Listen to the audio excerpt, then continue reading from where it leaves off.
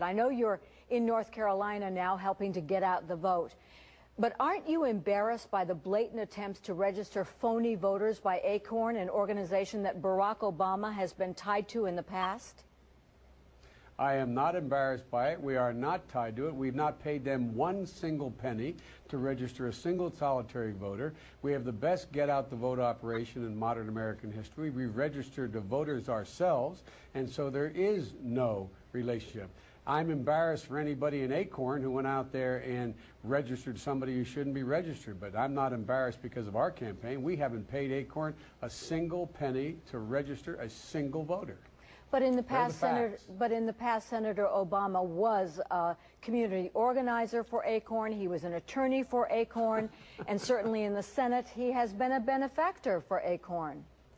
How has he been a benefactor for ACORN? He was this organizer. John McCain stood before ACORN not long ago, complimenting him on the great work they did. Does that make John McCain complicitous in any mistake ACORN made?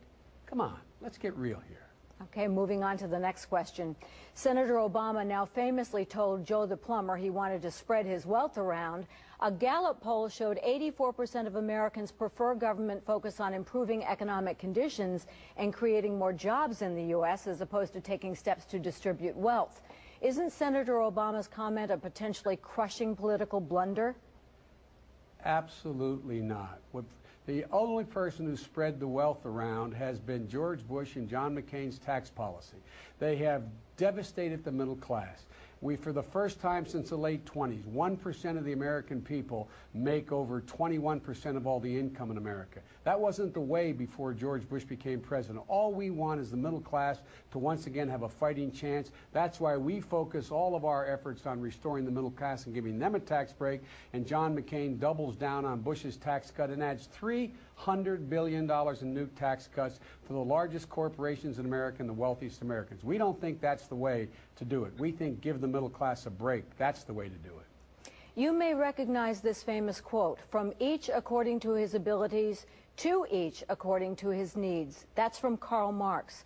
How is Senator Obama not being a Marxist if he intends to spread the wealth around? Are you joking? Is this a joke? No. Or is that a real question? That's a question. He is not spreading the wealth around. He's talking about giving the middle class an opportunity to get back the tax breaks they used to have. What has happened? Just this year, people making $1.4 million average, the top 1%, good, decent American people, are going to get a new $87 billion tax cut, a new one on top of last year. We think the people should be getting that tax break, or not continue to redistribute the wealth up. We think middle-class taxpayers should get a tax break. That's what we think. It's a ridiculous comparison, with all due respect. Now, you recently said, mark my words, it'll not be 6 months before the world tests Barack Obama. But what worries many people is your caveat, asking them to stand with him because it's not going to be apparent initially that he's right. Are you forewarning Americans that nothing will be done and that America's days as the world's leading power are over? No, I'm not at all. I don't know who's writing your questions, but let me make it clear to you. The fact of the matter is that everyone has acknowledged, from Colin Powell on, that the next president of the United States is going to be tested, whether it's John McCain or it's Barack Obama. The reason is our weakened position in the world. We're stretched thin throughout the world. Our economy's in free fall right now, and they're going to be tested. Every president is tested. And the point I was making is Barack Obama is much better prepared to handle whatever crisis it's going to be than John McCain, because John was wrong in Iraq, saying we'd be greeted as liberators, we'd be out of there, wrong in Afghanistan, saying we've already succeeded, wrong in North Korea, and saying the president shouldn't negotiate. Barack Obama's been right, John McCain's been wrong. That was my point. Barack Obama is more ready than John McCain.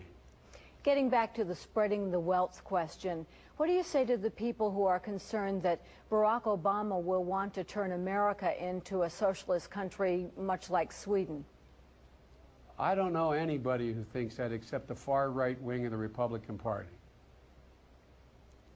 Okay, Senator Biden, thank you very much.